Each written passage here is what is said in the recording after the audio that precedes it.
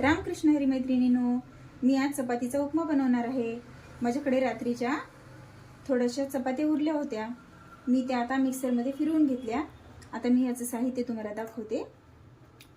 शेंगदाणे, कांदा, कढीपत्ता, कोथिंबीर आणि मिक्सर केलेल्या चपात्या, तिखट, मीठ, हळद।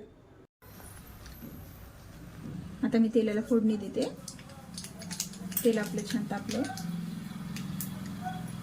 जिरे राई छान तडतडल्यानंतर मी आता त्याच्यात कांदा टाकते।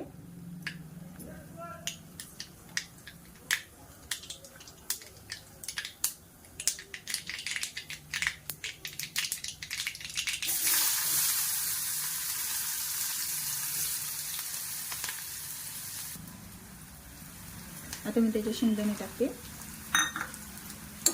मग छान खरपूस होईपर्यंत दोन्ही भाजून घेते। आता आपले कांदे आणि शेंगदाणे छान परतून झालेत। आता मी त्याच्यामध्ये मीठ, थोडंसं तिखट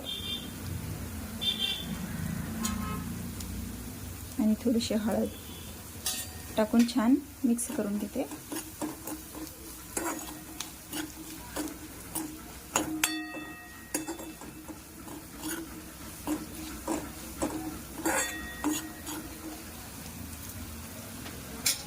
आणि मग आता चपातीचा उपमा, चपातीचा रवा टाकून देते।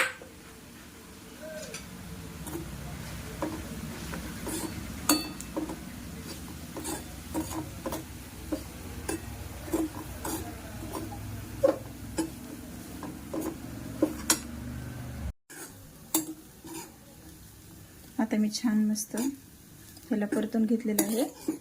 आता मी 1-2 मिनिटं झाकण ठेवून वाफ काढते।